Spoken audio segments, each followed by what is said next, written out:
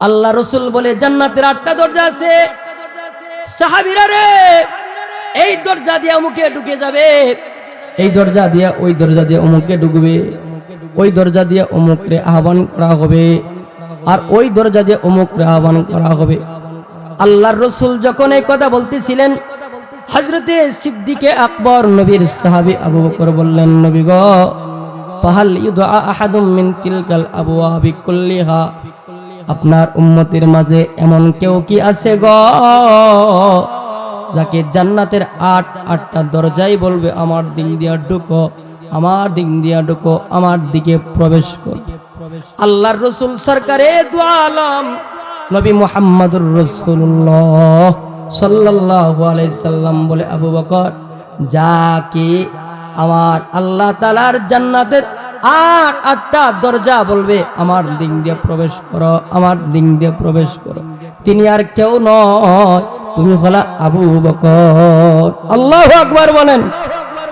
ওই আবু বকর সিদ্দিক আল্লাহর নবীর প্যারা সাহাবী। আবু বকর সিদ্দিকের ভিতরে কেমন ডর, কেমন ডর। জান্নাতের সার্টিফিকেট পাইছে। নবী বলে, ইন্না আহলাদ দারাজাতিল উলা ইয়ারাউনা মান তাহতাহুম কামা তারাউনা আন-নাজমাত তালিআ ফি উফুকিস সামা ওয়া ইন্না আবু বকরিন ওয়া উমর মিনহুম ওয়া আনা মাআহুম। নবীজি বলে, উম্মত আমার, জান্নাতে কারো কারো বাড়ি এত উঁচা থাকবে, নিচে যারা বসবাস করবে তারা জান্নাতের উঁচা বাড়িগুলোকে এমন ভাবে দেখতে পাবে যেমন তোমরা জমিনের বসবাসকারীরা তোমরা জান্নাত, তোমরা আকাশের তারকাগুলোকে দেখতে পাও। আকাশের তারকাগুলো জমিন থেকে কাছে না, অনেক দূরে। আল্লাহুম্মা সাল্লি আলা সাইয়্যিদিনা ওয়া মাওলানা মুহাম্মাদান আবদুহু ওয়া রাসূলুহু বালাগাল উলা বিকামালিহি কাশাফাদ দুজা বিজামালিহি হাসনাত জামিউ খিসালিহি সাল্লু আলাইহি ওয়া আলিহি বালাগাল উলা বিকামালিহি কাশাফাদ দুজা বিজামালিহি হাসনাত জামিউ খিসালিহি সাল্লু আলাইহি ওয়া আলিহি সুবহানাকা লা ইলমা লানা ইল্লা মা আল্লামতানা ইন্নাকা আনতাল আলিমুল হাকীম। রব্বি ইশরাহ লি সাদরি ওয়া ইয়াসসির লি আমরি ওয়াহলুল উকদাতাম মিন লিসানি ইয়াফকাহু কওলি। আল্লাহ পাক রব্বুল আলামিনের দরবারে শুকরিয়া আদায় করতেছি যে আল্লাহ তাআলা গলানিয়া দক্ষিণপাড়া মরহুম হাজী নোয়াবাড়ি সাহেবের বাড়ি সকল মুর্দেগানের রুহের মাগফিরাত কামনায় তৃতীয় বার্ষিক ওয়াজ ও দুয়ার মাহফিলের মুহতারাম সভাপতি সাহেব উপস্থিত আছেন, আজকের মাহফিলের সহ সভাপতি আমার অত্যন্ত শ্রদ্ধেয় কাকাজান হযরত মাওলানা কারি মুখতার হোসেন তালিবী সাহেব, আর দিগার উলামায়ে কেরাম স্টেজে আছেন, প্যান্ডেলের নিচে আছেন, মুরিব্বানে ইজাম পর্দার আল থেকে আলোচনা শুনতেছেন আমার মা বোনেরা। আসলে সংক্ষিপ্ত পরিসরে কিছু কথা বলা, দাওয়াতি মেহমানগণ একে একে চলে আসতেছেন, ওনারা আপনাদের সামনে আলোচনা করবেন। আপনাদের দোয়ার বরকতে আমরাও বাংলাদেশের বিভিন্ন জায়গাতে আলোচনা করার আল্লাহ তৌফিক দিয়েছেন, করতেছি। তো মুহতারাম হাজিরিন, এই পৃথিবীতে আল্লাহ তাআলা 18,000 মতান্তরে 80,000 মাখলুকাত সৃষ্টি করেছেন। 18,000 মতান্তরে 80,000 মাখলুকাতের মধ্যে একটি মাখলুক এমন আছে যারা শুধু নেক করে, কখনো গুনাহ করে না। বলেন কি বললাম? যারা শুধু নেক করে, গুনাহ করে না। আরেক প্রকার মাখলুক আছে যারা শুধু গুনাহ করে, নেক করে না। আরেক প্রকার মাখলুক এমন আছে যারা নেক কাজও করবার ক্ষমতা রাখে, বদ কাজ করারও ক্ষমতা রাখে। যেই মাখলুক শুধুমাত্র নেক করে গুনাহ করে না, ওরা হলো ফিরিস্তা। ফিরিস্তা একটা মাখলুক। ফিরিস্তা কি পরিমাণ বেগায়ের হিসাব। খানায়ে কাবা যেখানে আছে, এই খানায়ে কাবার একদম উপরে 7 আসমান উপরে একটা মসজিদ আছে, যে ফিরিস্তাদের মসজিদ। বলেন কে এর মসজিদ? ফিরিস্তাদের। কোরআনে ওই মসজিদটাকে বলছে বাইতুল মামুর। ওই বাইতুল মামুর মসজিদে ফজরের সময়ে 70,000 ফেরেশতা ঢুকে। সন্ধ্যা যখন হয়ে যায় তখন এই 70,000 ফেরেশতা বের হয়ে যায়, আবার নতুন করে 70,000 ফেরেশতা ঢুকে। নবীজি বলেন যারা একবার বের হয়ে গেছে ওরা আর কিয়ামত পর্যন্ত সিরাল পাবে না। সুবহানাল্লাহ বলেন। তাহলে আপনারাই বুঝেন যে ফেরেশতা কি পরিমাণ হবে। এমন একটা মাখলুক হলো ফেরেশতা। এমন হাজার হাজার মাখলুকাত আল্লাহ তাআলা সৃষ্টি করেছেন। বলতেছিলাম এক প্রকার মাখলুক গুনাহ করে, নেক করে না, ওরা হলো শয়তান। শয়তান কি নেক করে? নেক করে না, গুনাহ করে। আর এক প্রকার মাখলুক আছে এমন যাদেরকে আল্লাহ তাআলা নেক কাজ করারও যোগ্যতা দিয়েছে, গুনাহেরও যোগ্যতা দিয়েছে। ওরা যদি চায় যে আমি নেক কাজ কইরা মুহসিনিন হব, আল্লাহর পেয়ারা হব, তো এটাও বলতে পারে। সুবহানাল্লাহ বলেন। আবার ওরা যদি চায় যে না নেককার বনবো না, বদকার বনবো, তো বদকার বই না, তারা জাহান্নামেও বনতে পারে, মুজরিমিন বনতে পারে। এরা হলো মানব জাতি। আমরা মানুষ। মানুষকে আল্লাহ তাআলা 2 ধরনের এখতিয়ার দিয়েছেন, ইচ্ছা শক্তি দিয়েছেন। বান্দা ইচ্ছা করলে নেক কাজ করে জান্নাতি বনতে পারো, আবার ইচ্ছা করলে গুনাহ করে তুমি জাহান্নামী বনতে পারো। এখন আমাদের ইচ্ছা আমরা কোনটা বনবো? জান্নাতি বনবো নাকি জাহান্নামী বনবো? জান্নাতি।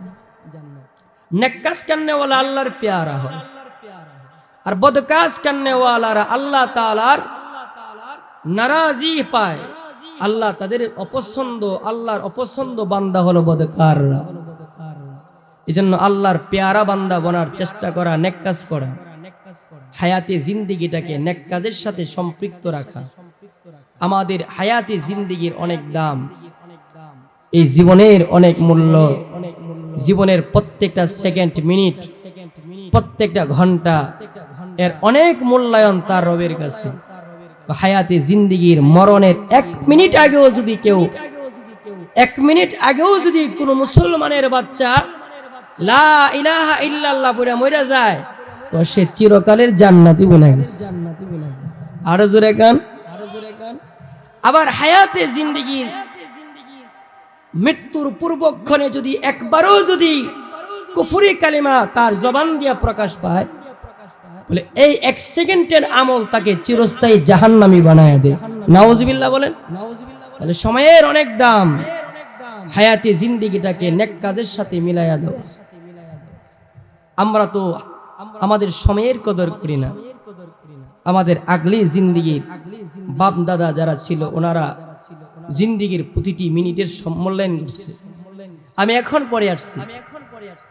ইবনে আবু কুবাইস একজন আমাদের এক বুজুর্গ, আমাদের এক বাপ দাদার নাম। তিনি হাফিজে হাদিস ছিলেন। তো ওনাকে লোকেরা পাই সময় গল্প করতে চায় না, আয় গল্প করি দোস্ত। তো ওনাকে বলতে চায় গল্প করি। উনি বলতেছে গল্প যে করবা সূর্যরে কি থামাইতে পারবা? সুবহানাল্লাহ বলেন। আরো জোরে বলেন। যদি সূর্যকে থামাইতে পারো তাহলে তোমার সঙ্গে গল্প করবো। ওরা জিন্দেগিকে কাজে লাগাইছে, জিন্দেগির প্রত্যেকটা সময়কে তারা মূল্যায়ন করছে। হাম্মাদ ইবনে আসলামি একজন বুজুর্গের নাম। জিন্দেগিকে তারা এমন কাজে লাগাইছে। উনিও হাফিজুল হাদিস ছিলেন, মুহাদ্দিসুদ দাহার ছিলেন। হাম্মাদ ইবনে আসলামি হাদিসের কিতাবে তার রিওয়ায়াত আছে। হাম্মাদ ইবনে আসলামি সারাদিন তিনি কিতাব পড়তেন। সময় পাইলে তিনি কোরআন রিসার্চ করতেন, হাদিস রিসার্চ করতেন, কোরআন সুন্নাহ রিসার্চ করে করে যখনই তিনি মুতালা থেকে তিনি ফারেক হইতেন, তখনই তিনি নামাজে দাঁড়ায় যেতেন। সুবহানাল্লাহ বলেন। আরো জোরে বলেন সুবহানাল্লাহ। আর আমরা কি করি? নিজেরা নিজেদের আমলনামাগুলো পড়েন। আমরা সময় পাইলে ভিন্ন দিকে সময় দিতে চেষ্টা করি। বলে হাম্মাদ ইবনে আসলামি রাহমাতুল্লাহ আলাইহি, আল্লাহর এই বুজুর্গ বান্দা ও তার জিন্দেগিকে যখনই সময় পাইছে কিতাব পড়ে কাটাইছে, কোরআন সুন্নাহ রিচার্জ করে করে কাটাইছে। আর মুতালা থেকে যখন ফারেক হইছে নামাজে দাঁড়াইছে, তাইসুনা তামুতুন, জিন্দেগি যে যেমনে চালা ও মরণটাও তার এমনই হয়। সুবহানাল্লাহ বলেন, আরো জোরে বলেন সুবহানাল্লাহ। হযরত হাম্মাদ ইবনে আসলামী রাহমাতুল্লাহ আলাইহি তিনি নামাজ পড়তেছেন, নামাজের হালতে মালাকুল মউত আজরাইল মুলাকাত করছে। আল্লাহু আকবার বলেন। এমন মরণ চান তো? এমন মরণ চান না? যার মরণটা হবে সিজদার হালতে, নামাজের হালতে। এটা সাধারণ মরণ নয়, এটা এমন মরণ সে রাসূল বলে যে যেইভাবে মরে হাসরের ময়দানে আল্লাহর আদালতে এইভাবে দাঁড়াবে। সুবহানাল্লাহ বলেন। এখন আপনি মরছেন সিজদার হালতে, দাঁড়াইবেন কি আপনি গাঞ্জার হালতে নাকি সিজদার হালতে দাঁড়াইবেন? সিজদার হালতে দাঁড়াইবেন। আচ্ছা বলেন তো, যদি আপনার রবের সামনে সিজদার হালতেই দাঁড়ায়া যান, তিনি কি আপনাকে অপছন্দ করবে নাকি মাফ করে দিবে? অপছন্দ করবে নাকি মাফ করে দিবে? এজন্য জিন্দেগির প্রত্যেকটা সময়ের মূল্যায়ন। এই যুবক ভাই, এই যুবতী বোন, এই আমার বৃদ্ধ বাবা, ও আমার বৃদ্ধা মা, এটুকু কমাও। ও আমার বৃদ্ধ বাবা, ও আমার বৃদ্ধা মা, তোমার জিন্দেগির প্রত্যেকটা সময় তোমার রবের স্মরণে কাটাও।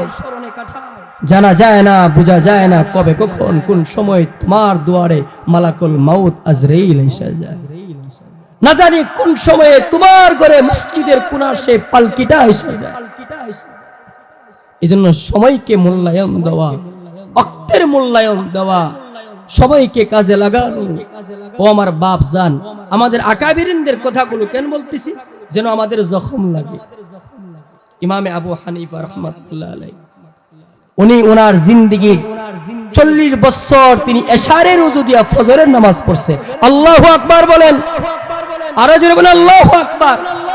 যেই মানুষটা 40 বছর এশারের ওযু দিয়া ফজর নামাজ পড়ছে, আমি আপনাদের কাছে প্রশ্ন রাখতে চাই, তিনি কি এশারের পর ঘুমাইছে? রাত্রের বেলা ঘুমাইছে নাকি ইবাদতে কাটাইছে? কারণ ঘুমাইলে তো ওযু থাকে না, ভেঙে জায়গা, ওযু ভেঙে যায়। হযরত ইমাম আবু হানিফা রাহমাতুল্লাহ আলাইহি 40টা বছর তিনি ইশারের ওযু দিয়া ফজরের নামাজ পড়ছে। সুবহানাল্লাহ বলেন, আরো জোরে বলেন।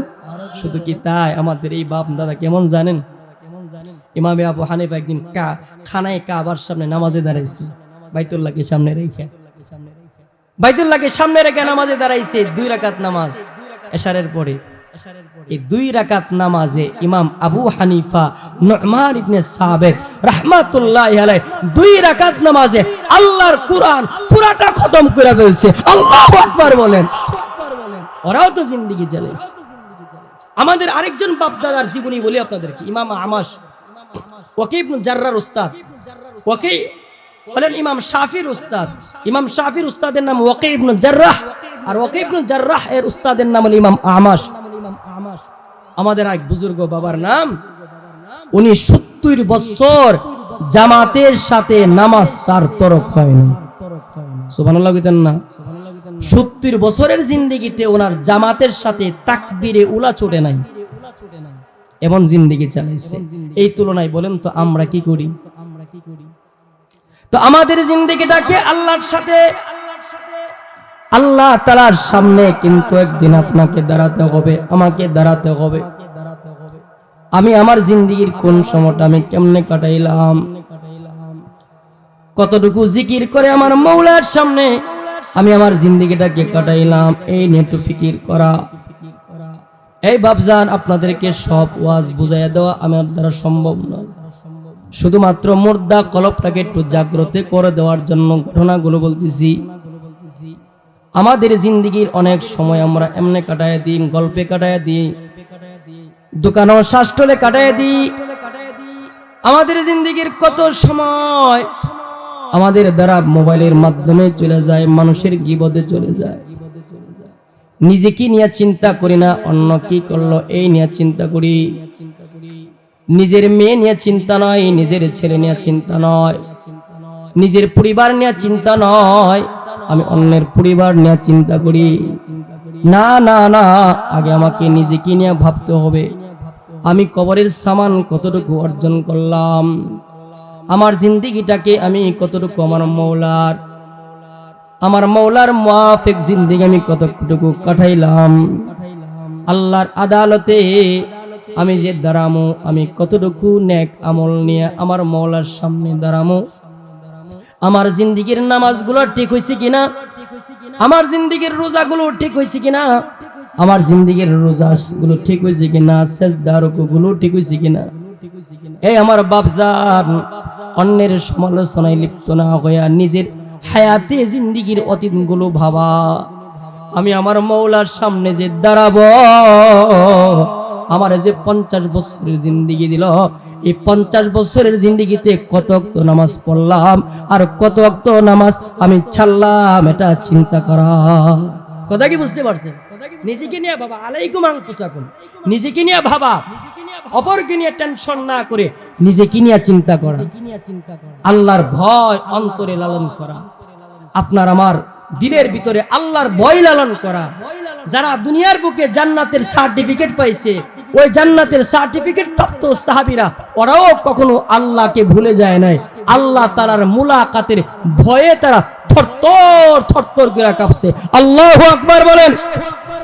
যারা জান্নাতের সার্টিফিকেট পাইছে, জান্নাতের সার্টিফিকেট পাইছে একজন সাহাবীর নাম আবু বকর সিদ্দিক রাদিয়াল্লাহু তাআলা। নাম শুনছেন আপনারা?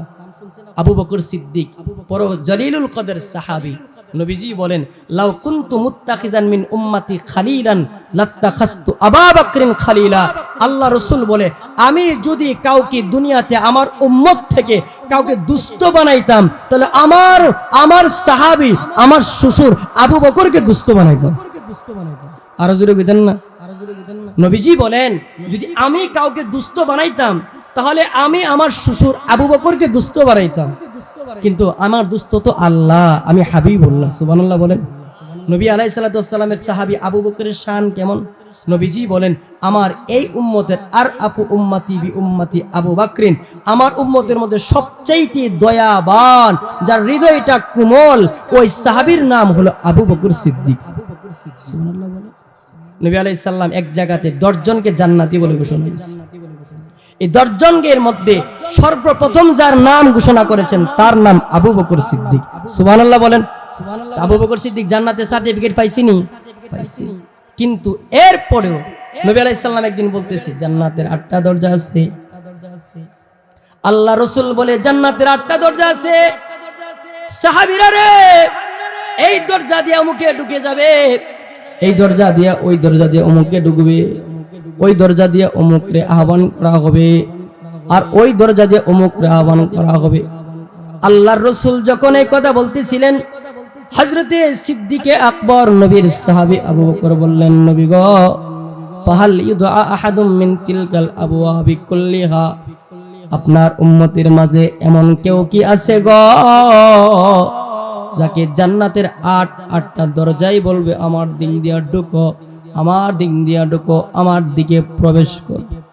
আল্লাহর রাসূল সরকারে দু আলম নবী মুহাম্মদুর রাসূলুল্লাহ সাল্লাল্লাহু আলাইহি সাল্লাম বলে, আবু বকর, যাকে আমার আল্লাহ তাআলার জান্নাতের 8টা দরজা বলবে আমার দিক দিয়ে প্রবেশ করো, আমার দিক দিয়ে প্রবেশ করো, তিনি আর কেউ নয়, তুমি হলা আবু বকর। আল্লাহু আকবার বলেন। ওই আবু বকর সিদ্দিক আল্লাহর নবীর প্যারা সাহাবী। আবু বকর সিদ্দিকের ভিতরে কেমন ডর, কেমন ডর। জান্নাতের সার্টিফিকেট পাইছে। নবী বলে, ইন্না আহলাদ দারাজাতিল উলা ইয়ারাউনা মান তাহতাহুম কামা তারাউনা আন-নাজমাত তালিআ ফি উফুকিস সামা ওয়া ইন্না আবু বকরিন ওয়া উমর মিনহুম ওয়া আনা মাআহুম। নবীজি বলে, উম্মত আমার, জান্নাতে কারো কারো বাড়ি এত উঁচা থাকবে, নিচে যারা বসবাস করবে তারা জান্নাতের উঁচা বাড়িগুলোকে এমন ভাবে দেখতে পাবে যেমন তোমরা জমিনের বসবাসকারীরা তোমরা জান্নাত, তোমরা আকাশের তারকাগুলোকে দেখতে পাও। আকাশের তারকাগুলো জমিন থেকে কাছে না, অনেক দূরে, অনেক দূরে।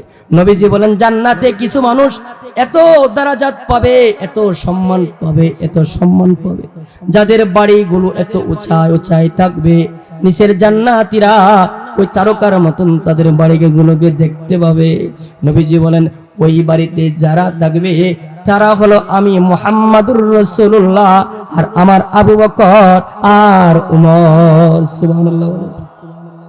আল্লাহর নবীর সাহাবী আবু বকর আর উমরের কত শান। ওই আবু বকরের ভিতরে আল্লাহর মুলাকাতের কত ভয়। আপনার আমার দিলে এত ভয় নাই। আপনি আমি জান্নাতের সার্টিফিকেট পাই নাই।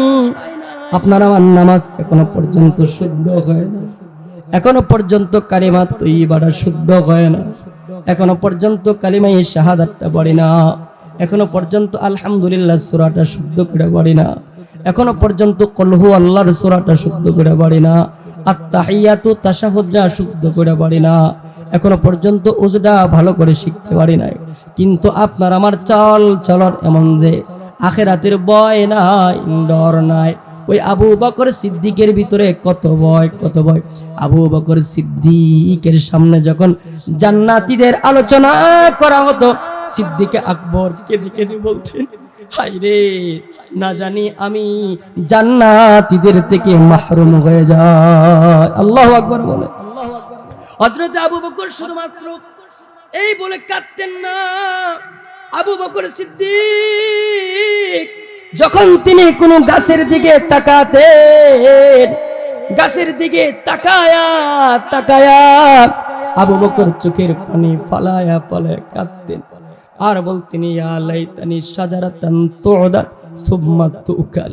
হায় রে, আমি আবু বকর যদি মানুষ না হইয়া গাছ হইয়া জন্ম নিতাম তাহলে কতই না ভালো হইতো। আমাকে চিবানো হইতো, খেয়ে ফেলা হতো। আল্লাহর আদালতে আমি আবু বকরকে কিয়ামতের ময়দানে দাঁড় করানো হতো না। হযরতে আবু বকর কাঁদতেন আর আফসোস করে করে বলতেন, অথচ জান্নাতের সার্টিফিকেট প্রাপ্ত সাহাবী হযরতে আবু বকর পাখির দিকে তাকায়া তাকায়া কাঁদতেন আর বলতেন, তুবা লাকা ইয়া তায়রু তাস্তাজিল্লু তাকুলু মিনাস সামার ওয়া তাস্তাজিল্লু মিনাশ শাজার ওয়া তাসিরু ইলা গায়রি হিসাব। হযরতে আবু বকর সিদ্দিক পাখির দিকে তাকায়া তাকায়া বলতেন, এ পাখি রে, তোর কত না সৌভাগ্য, তোর স্বাগতম, তোকে সুস্বাগতম জানাচ্ছি। তোর কত খুশনসিব জানাস, তুই গাছের ফল খায়া তুই বাসস, গাছের ছায়াতে তুই ঘুমাস, তোর চলনে কোনো হিসাব নাই। মালিকের আদালতে, আল্লাহর আদালতে তোর কোনো হিসাব দেওয়া লাগবে না। হায় রে, ইয়া লাইতানি মিসলুকা, আমি যদি তোর মতন পাখি হইয়া যাইতাম তাহলে আমার মাওলা, আমার মালিক আল্লাহর আদালতে আমি আবু বকরকে দাঁড় করতে হইতো না। সুবহানাল্লাহ বলেন, আরো জোরে বলেন। তাহলে আবু বকর সিদ্দিক রাদিয়াল্লাহু তাআলা এত শান, এত শান, এত সার্টিফিকেট পাইছেন, এরপরে এত ভয়। আমাদের জান্নাতের সার্টিফিকেট নাই, আমাদের কিচ্ছু নাই, এরপরও আমাদের দিলে কোনো ভয় নাই। ওমর ইবনুল খাত্তাব নবীজির একজন সাহাবী। হযরত ওমর রাদিয়াল্লাহু তাআলা কেমন সাহাবী ছিলেন? নবীজি বলেন, লাউ কানা বা'দি নাবিয়্যুন লাকানা ওমর, আমার পরে যদি আল্লাহ কাউকে নবী বানায় পাঠাইতেন তো ওমরকে নবী বানায় পাঠাইতেন। সুবহানাল্লাহ কইতেন না? আরো জোরে বলেন, আরো জোরে বলেন। নবীজি বলেন, আমার পরে যদি কাউকে নবী বানায় আল্লাহ তাআলা পাঠাইতো, ওমরকে পাঠাইতো। নবীজি বলেন, আল হাক্কু ইয়ানতালিকু আলা লিসানি ওমর, ওমরের জবান দিয়া হক প্রবাহিত হয়। সুবহানাল্লাহ বলেন। রাসূল বলে, ও কানা রায়ুহু মুওয়াফিকাল ওয়াহই ওয়াল কিতাব, ওমরের জবানটা এত এত দামি জবান, ওমর যাহা কয় আল্লাহ কোরআনের আয়াত বানায় তানাজিল করে। সুবহানাল্লাহ বলতেন না? নবীজি এক জায়গাতে 10 জনকে জান্নাতের সার্টিফিকেট দিছে। এই 10 জনের সার্টিফিকেট প্রাপ্ত জান্নাতি সাহাবীদের মধ্যে 2 নম্বর যার নাম নবীজি বলছে, তার নাম ওমর ইবনুল খাত্তাব। সুবহানাল্লাহ বলেন। ওই ওমর রাদিয়াল্লাহু তাআলা এত শান যার, এত মর্যাদা যার। আব্দুল্লাহ ইবনে মাসউদ বলেছেন, কানা ইসলামু উমারা ফাতহান ওয়া হিজরাতু নসরা। নবীজি বলে, আব্দুল্লাহ ইবনে মাসউদ বলেন, উমরের ইসলাম ধর্ম গ্রহণ করাটা ছিল ইসলামের বিজয়, উমরের হিজরতটা ছিল মুসলমানদের জন্য সাহায্য। আল্লাহু আকবার বলেন। উমর যখন ইসলাম ধর্ম গ্রহণ করেছেন তখন ইসলাম, এর আগে ইসলামের প্রচার হয়তো গোপনে, উমর যখন ইসলাম ধর্ম গ্রহণ করেছে তিনি বলেন নবী আপনি যে নবী সত্য নি কহা সত্য, আপনার আল্লাহ সত্য নি সত্য, আপনি যে দিন নিয়ে আসছেন সেই দিন সত্য নি সত্য। যদি আল্লাহ সত্য হয়ে থাকে, আপনি আল্লাহর নবী সত্য হয়ে থাকেন, আর ইসলাম যদি সত্য হয়ে থাকে, এই সত্য ধর্মের সেই দাওয়াত আর গোপনে চলবে না। আজকের থেকে আমি উমর বললাম প্রকাশ্যে খানায় কাবায় নামাজ হবে। আল্লাহু আকবার বলেন। এমন সাহাবী উমর, সেই উমরের ভিতরে কি পরিমাণ ভয় ছিল। হযরত উমর বলতেন ওয়াইলি ওয়াইলুন লি উম্মি লাম ইয়ারশুনি রাব্বি। উমর রাদিয়াল্লাহু তাআলা চোখের পানি ফেলায় বলতেন হায় আমি ধ্বংস, আমার মা ধ্বংস, যদি আখিরাতে আমার আল্লাহ আমি উমরের উপর দয়া না করে। সুবহানাল্লাহ বলেন, আরো জোরে বলেন সুবহানাল্লাহ। হযরত উমর বলতেন ওয়াইলি ইয়া লাইতানি মিসলা হাযি তিবনা, হায় রে আমি যদি এই তনখার মতো হয়ে যাইতাম কত না ভালো হতো। হযরত উমর বলতেন ইয়া লাইতা লাম তালিদনি ইয়া লাইতা উম্মি লাম তালিদনি, হায় হায় হায় হায় আমার মা যদি আমার জন্ম না দিত তাহলে তো আল্লাহর আদালতে আমি উমরকে দাঁড় হতো না। সুবহানাল্লাহ, কত বই ছিল। উমর বলতে ইয়া লাইতানি লাম আকুন শাইআ, আমি যদি কোনো বস্তুই না হইতাম, আমি যদি কোনো বস্তুই না হইতাম কত না ভালো হতো। এত বই ছিল উমরের, এত বই ছিল উমরের। আচ্ছা বলুন তো, ওরা এত শানওয়ালা কিন্তু ওদের ভিতরে কত ভয়। আবু দারদা রাদিয়াল্লাহু তাআলা আনহু, ওনাকে বলতেছে উনি শেষ জীবনে যিনি অন্ধ হয়ে গেছেন, তো ওনাকে বলা হইতেছে হযরত একটু দোয়া করেন না, একটু দোয়া করেন, একটু দোয়া করেন যেন আল্লাহ তাআলা আপনার চোখটা ফিরায় দেয়। আবু দারদা কি কথা বলে জানেন? আবু দারদা মা ফারাকতু মিন দুআই, মা ফারাকতু মিন দুআই, দুআই লিযুনুবি ফাকাইফা আদউ লিআইনি। আবু দারদা বলেন হায় হায় আমি আজ পর্যন্ত আমার গুনাহ থেকে বাঁচার জন্য, গুনার ক্ষমার জন্য দোয়া করে শেষ করতে পারছি না, কি করে আমার মাওলার কাছে চোখ চাইতে পারি। সুবহানাল্লাহ বলেন, সুবহানাল্লাহ বলেন, আরো জোরে বলেন, আরো জোরে বলেন। তাহলে দেখেন এই ভয় আমাদের দরকার আসেনি? বলেন এই ভয় আমাদের দরকার আসেনি? এই ভয় লালন করতে হবে, এই ভয় আমাদের ভিতরে কি করতে হবে? লালন করতে হবে। আমাদের মধ্যে ভয় লালন করা, কারণ বজা দেঙ্গে জাহান্নাম কই আসুয়ে নাদামত কে, যদি এক ফোঁটা চোখের পানিও আল্লাহকে ডরায়া ফালাইয়া দিতে পারেন, সরকারে দু আলম নবী বলে এক ফোঁটা চোখের পানি জাহান্নামের আগুনকে নিভাইয়া দেয় না। সুবহানাল্লাহ, আসতে কইতেন আরো জোরে কোন, এক ফোঁটা চোখের পানি। এজন্য আল্লাহর আদালতে দাঁড়াইবার বই কাঁদতে হবে, সকাল সন্ধ্যা কাঁদবেন, নামাজে নামাজ শেষ করে কাঁদবেন, বলবেন আল্লাহ আপনি আমারে মাফ করে দেন, ও মওলা জীবনে যত পাপ করেছি মাফ করে দাও।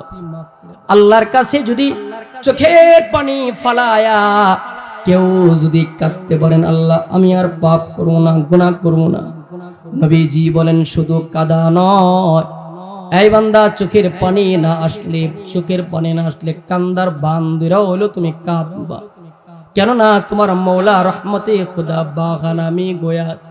আল্লাহ তাআলা শুধু চোখের পানি চায় না, বাহানা খুঁজে।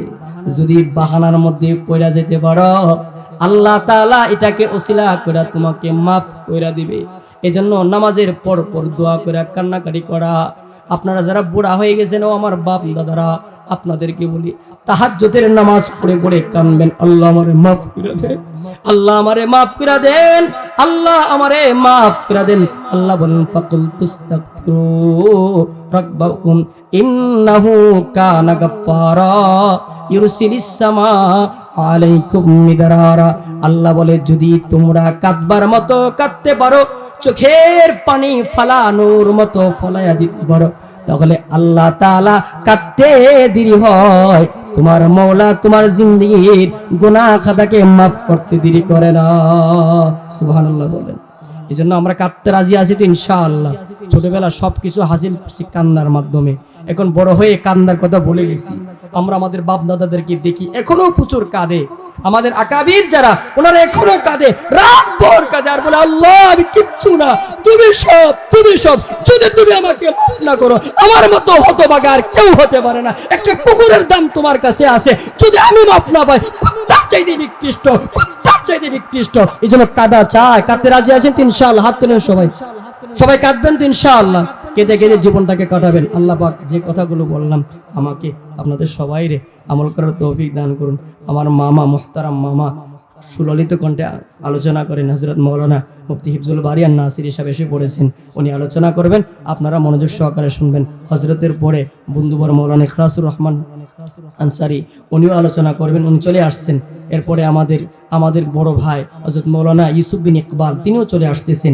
অত্যন্ত গুরুত্বপূর্ণ আলোচনা হবে। আপনারা সকালে চলে আসেন, মা বোনদেরকে বলতেছে আপনারাও চলে আসেন। আল্লাহ পাক এই এলাকার বিশেষ করে এই বাড়ির সমস্ত মুর্দেগান যারা চলে গেছেন আল্লাহ সবাইরে মাফ করুক, এবং এই যে প্রবাসী ভাইয়েরা মিলে যে এই কাজটা করছে তাদেরকে আমি আমার পক্ষ থেকে আন্তরিকভাবে ধন্যবাদ জানাচ্ছি। আল্লাহ তাআলা যেন তাদেরকে জাযায়ে খায়ের দান করেন। সকলে বলে আমিন। এই যুবকরা ইচ্ছা করে পারতো না গান করতো, পারতো কি পারতো না? কিন্তু তারা গান না করে তারা যে এই যে একটা নেকামল করছে, আপনারা দোয়া করবেন তো ইনশাআল্লাহ?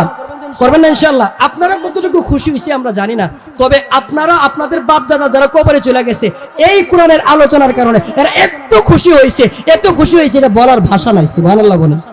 মহিলাদের জন্য জায়গা আছে, মহিলারা আসবেন, আপনাদের জন্য আলাদা ব্যবস্থাপনা আছে ইনশাআল্লাহ। দোতলায় না?